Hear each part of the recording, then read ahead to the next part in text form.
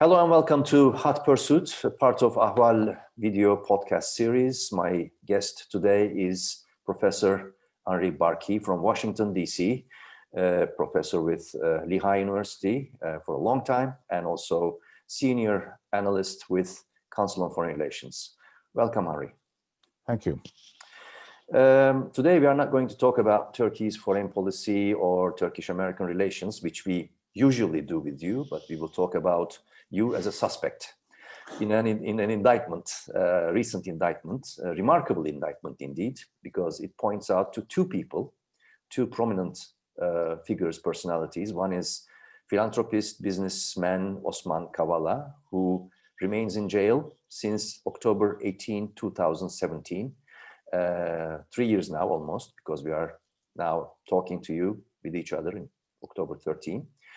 And the indictment also points out to you, together with Osman, and you are accused of spying and also for attempts to overthrow the government, Turkish government. For this, the prosecutor asks 3 times aggravated lifetime sentence for each and every one of you, plus 20 years of imprisonment in addition. 64 pages long indictment received a lot of reactions from Turkey's human rights defenders, lawyers, and recently, some days ago, the family of Osman Kavala, together with his lawyers, after the acceptance of the indictment, whose first session is dated to mid-December, just before Christmas, and they reacted heavily, intensely, harshly against this indictment, which they called sort of a slaughter of the law, in terms something like that. And I want to hear your reactions about this, because you are the second suspect, and there's a lot of publication, negative publication about both of you in Turkish media. Look, I read the indictment, the 64-page indictment. I think this is the kind of indictment that will go into the annals of jurisprudence worldwide as probably the most ridiculous indictment ever written. They have no proof of any of the accusations that they make. Everything that they say is conjecture. The fact that, for instance, I happened to be in Istanbul at a certain time, anytime, it doesn't matter. I mean, when I travel to Turkey. You are a frequent traveler to Turkey. You have right.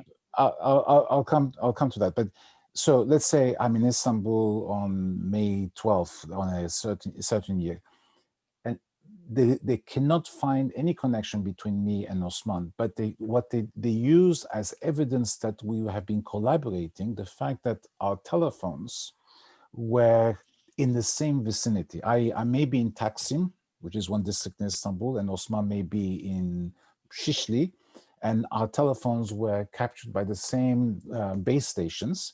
That is proof that we must have been doing something. There may be another 100,000 or 500,000 people in that part of the city. It's a large city after all. It's an indictment partly based on guessing game, basically. Yes. I mean, they have nothing, and so they have accusations which are even more absurd than that. They find that when I was in Turkey in one of my travels, on a certain date went to Adana. The same day, Osman left for Paris. Okay, so I'm in Adana, he's in Paris. That's suspicious. That must be that we must have been planning something, right? So anything we do, even if I have breakfast one morning, that will be proof that you are you're involved in some plot. The whole indictment is that they also accuse me of having participated in the planning of the Gezi protests of 2013, but they admit that they have absolutely no proof that I was involved in it, but my behavior was suspicious. Therefore, I must have been involved in the Gezi protest. This is the kind of indictment that the Turkish state a state that's always is very proud of saying that it has a 600-year tradition of statecraft. This is the indictment that they managed to produce. They introduce little things. A phone call that I made to my office at Lehigh University in Pennsylvania, that was suspicious. My office. I had to talk to our departmental secretary. The fact that my wife called me on my cell phone when I was in Turkey. I think she will probably have been in Turkey at the same time, so she was calling me. That was suspicious. By the way, my wife, they say that well, Ellen Leibson claims that she's my wife, but they haven't been able to ascertain the fact whether or not she's my wife. But we slept in the same hotel room, apparently. So like alleged wife of Henri Barkey or something. Right. So I mean, it's not that the accusation is absurd. It's also the details they introduce in the indictment. I mean, details that have nothing to do with anything, right?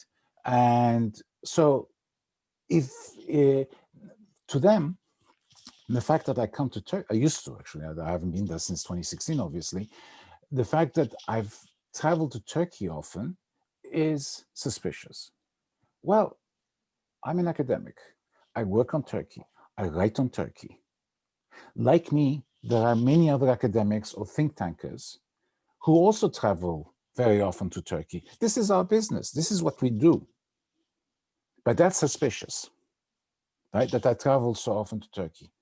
But I'm working on Turkey. I mean, how am I going to write on Turkey if I don't travel to Turkey and if I don't interview people, whether it is government officials, newspaper folks, think tankers, anybody, opposition politicians? I've interviewed a whole series of Turkish government officials over the years, and I had great access to them. You know, most of them, yes. Right. So what is so suspicious about doing my job?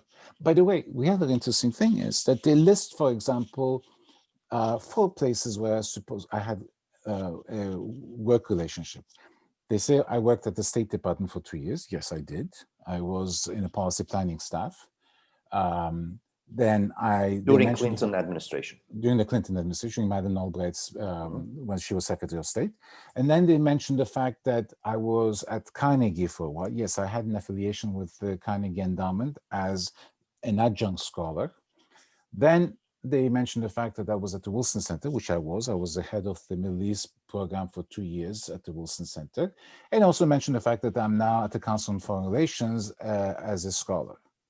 What they don't mention in all of this is the fact that I've been a professor at Lehigh University for 33 years.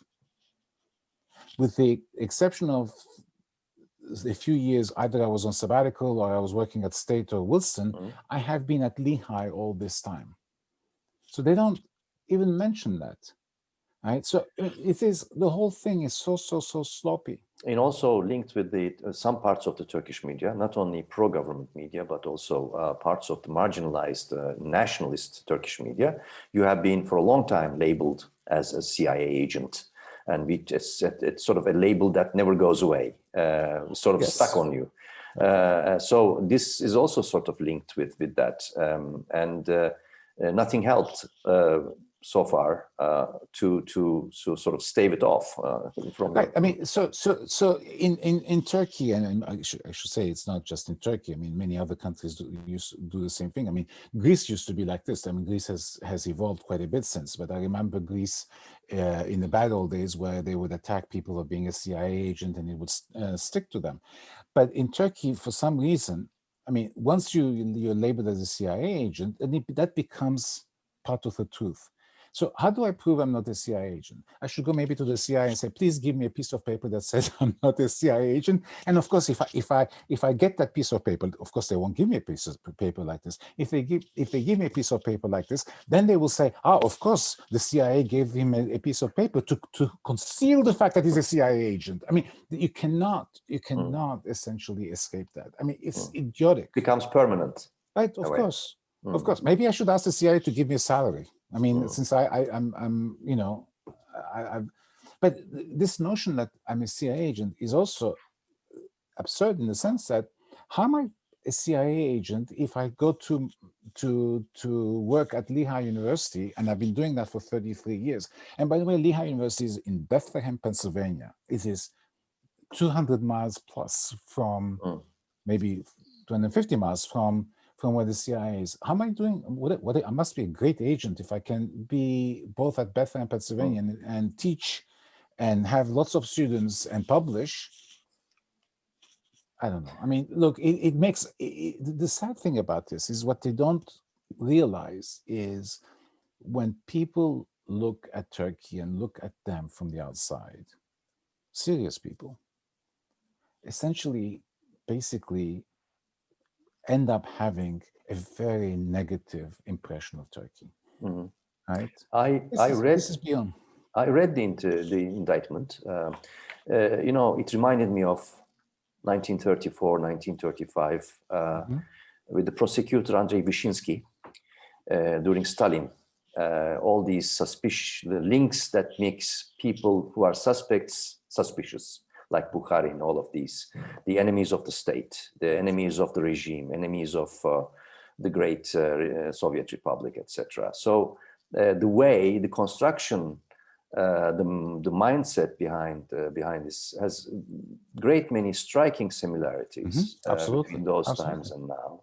This is what my impression is from reading that indictment, but also the indictments even before that, like Gezi indictment, again involving Osman Kavala, before this very indictment, has the same spirit.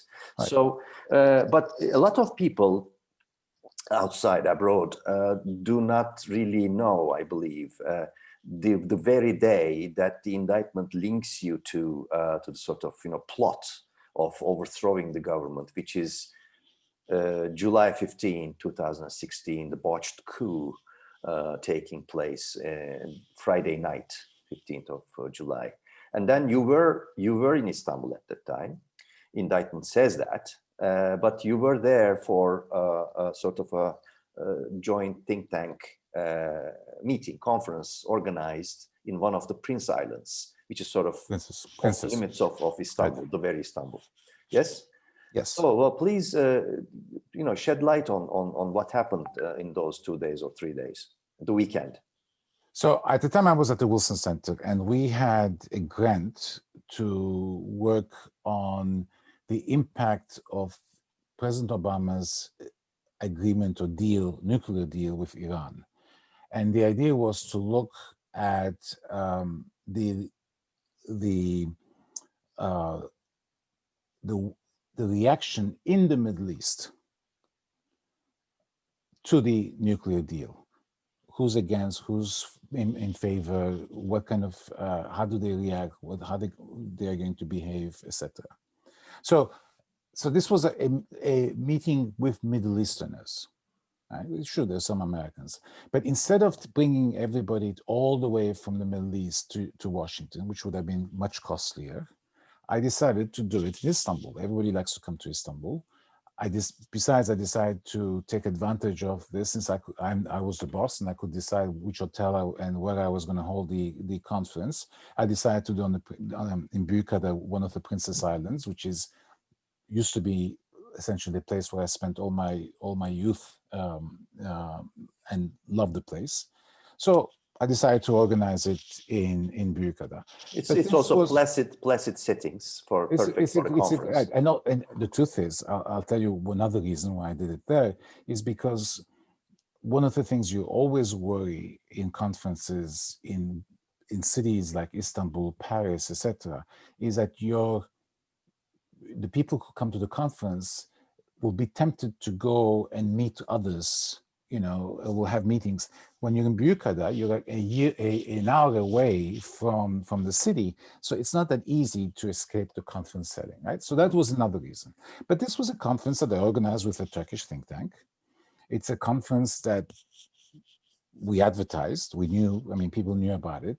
I actually even told the number 2 at the Turkish embassy before leaving. I said, I'm going to Istanbul. I'm going to organize this conference. So if I was going to organize a coup, would I tell everybody that I was doing this? But it doesn't matter. I mean, logic is not. But anyway, the important thing, 2 important outcomes of this. One is that the coup happened Friday night. When the coup failed, I decided to proceed with the conference since we had spent so much money to organize it. The conference ended on Sunday. I went to Istanbul. Monday night, I went to a restaurant, my favorite restaurant in Istanbul, Karaköy. And as I walked in, I bumped into Osman Kavala, who was having dinner. I was going to have dinner with a friend of mine. And Kavala was having dinner with some European friends. Some Europeans, yeah, some Europeans. So he sees me, he gets up, he introduces me to them. The truth is, I don't know Osman very well. I mean, we've met many, many, many years ago, actually through my sister, and maybe occasionally bumped into each other in conferences. But we've known each other. So he was polite and he got up and talked to me for a few minutes, and then I went and had dinner. So they've used that chance encounter to link Osman to me. I mean, again, a chance encounter, an unfortunate chance encounter for him and also for me. Now, this is how we ended up in the indictment. Right. Basically. That's how. Right. And then I left Istanbul to come back to the United States. And 2 days after I arrived here, I started seeing a campaign start in the Turkish press about how I was one of the organizers of the coup. Well, that developed and then ended up with me, newspaper headlines, front page, etc. But it was very obvious why that campaign was started. That campaign was initiated by the Turkish government with one purpose only. They wanted to be able to say, at least domestically, that the United States was behind the coup. The only piece that they could connect the US government to this event was the fact that I had been there and I was a former government official. Therefore, the United States must have been involved in the coup. Mind you, there's an American embassy in Turkey. There are plenty of American consulates. There are plenty of American diplomats in. So why didn't they use those people? Why the United States would use me to but that you should not look for logic. But it was essentially a propaganda campaign to connect the United States so that the Erdogan governments could say over and over the United States was involved and do it for domestic purposes. And so that's the genesis, if you want, of the accusations.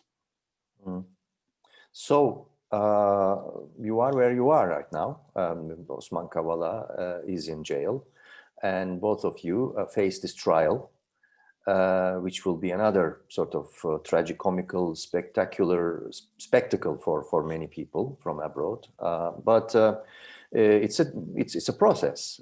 So what do you intend to do? I mean, because this is part of these sort of endless trials that has been taking place in Turkey, where, according to Human Rights Watch, there are nearly 50,000 political prisoners, Osman being one of them, prominent figure.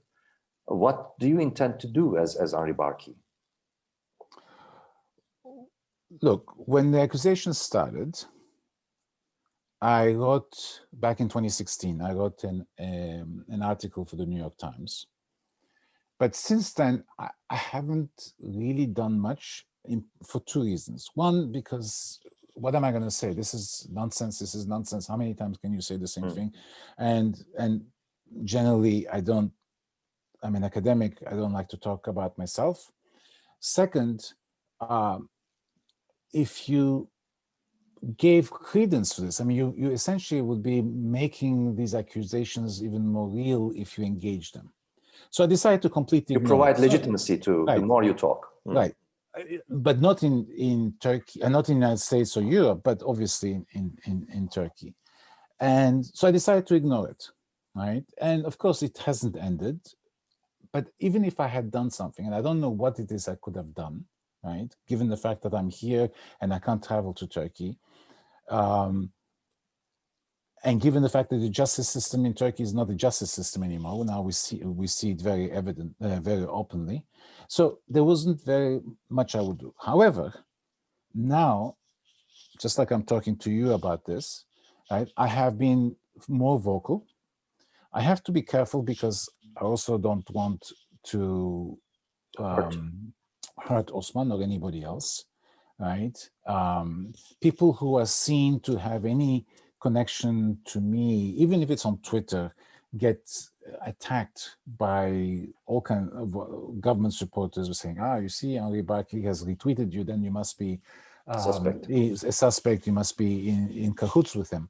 So, but now what I would like to happen is for the indictment to be translated into English and French and Italian, whatever, and for people to read it. See, most of the think tankers, a lot of very few, some professors obviously know Turkish, but most people who work on Turkey in think tanks do not know Turkish, right? And they have no comprehension of what the indictment involves. If the indictment is translated into English, then people are going to really realize how outrageous the Turkish justice system is, right? How that there is no such thing as the rule of law in Turkey anymore, right? So that, to me, is what I would like to see happen, and I haven't figured out how. I've started talking to people to people about this, and I hope I don't have the time to obviously to translate, and it's not my job or my it's beyond my capabilities, obviously. But I think if that happens, it will be the first step towards, shall we say, vindication, trying to save some people from this terrible burden. The other thing, I should also say, to me, what's very funny, of course, is that they want 3 life terms, aggravated life terms, plus 20 years.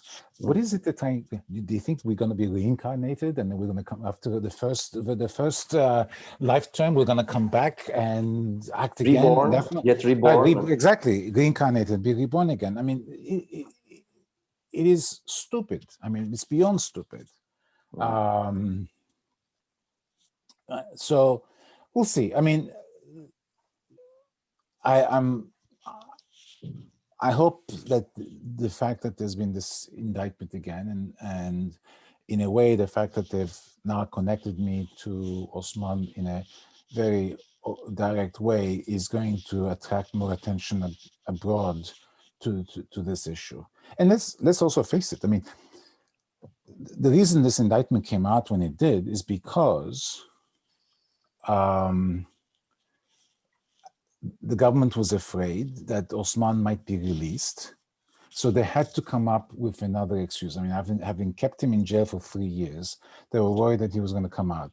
So they put this indictment together, and you see that this indictment, is so poorly written, organized, and has no proof in it, right? But it serves a purpose of the government, which is to keep Osman in jail.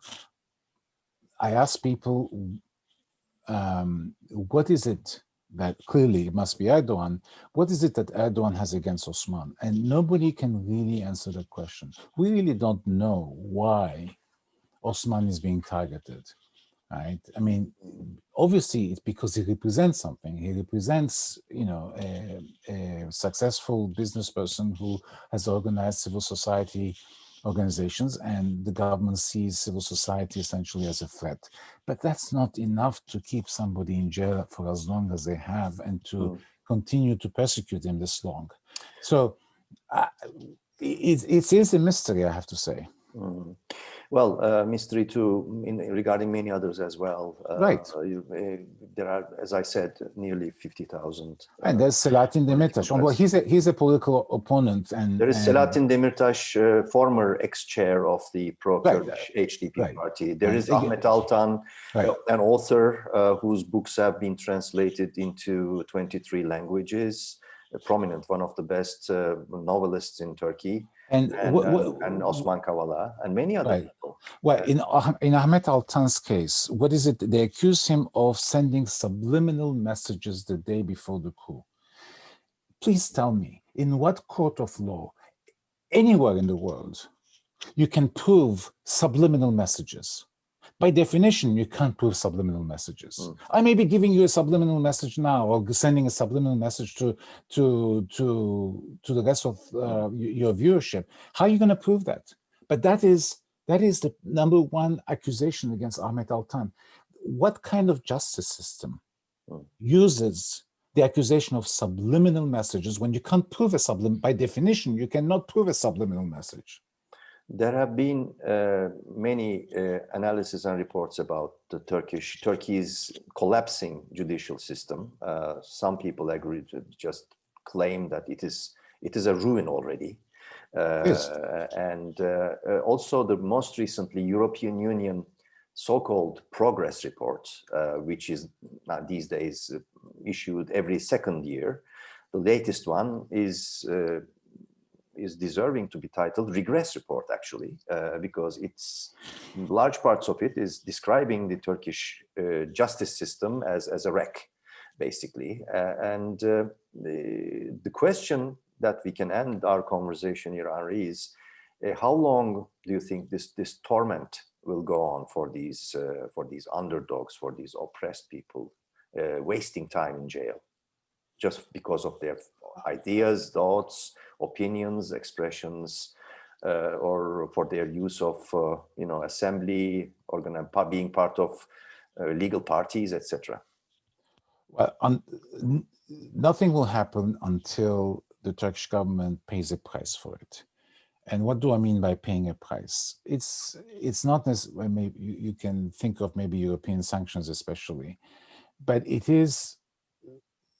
has to do with what really is going on. And I think people in Turkey may not be, or some people realize it, but not most, is that there's been an enormous reputational damage done to Turkey over the last few years. Whenever you read a newspaper or a think tank article about, in general, about authoritarian leaders, they always use three leaders as examples of modern day authoritarianism. China's Xi, Russia's Putin, and Turkey's Erdogan. The three are always cited together. Nancy Pelosi did that the other day. Right? Same category. Right? And everybody, in the American Congress, this is now accepted wisdom that Turkey is no longer a democracy. Now, Turkey or Turkish leaders may not think that they will be paying a price for this, but they will be paying a price, because if you are an investor and you want to invest in Turkey and you realize there is no rule of law, that they're capable of bringing out indictments like this one, that Turkey is now considered an authoritarian leader, no longer a democracy, and therefore anything can happen to you tomorrow. I think interest in Turkey as an economic, shall we say, destination for investment will decline. And look, Turkey has made an enormous amount of progress. It is one of the 20 largest economies in the world. So it is in many ways for short-term benefits for the government in terms of or pleasure of keeping some people they don't like in prison, they've done so much damage to their own reputation, right? So imagine, Turkey, which, even in the indictment, they say we are a secular democracy. No, you're not a democracy anymore. Nobody thinks of you as a democracy, right? When people talk about a conference of democracies next year, if there's a change of government here, right, Turkey will not be invited, right? And is that the message that Turkey wants to send to the rest of the world? We're no longer in democracy and we're proud of it. We shall see how this story develops. Thank you for taking your time for this conversation, Professor Henri Barkey, for a long time with Lehigh University in Pennsylvania, and senior analyst with the Council on Foreign Relations. Thank you for this conversation. Thank you.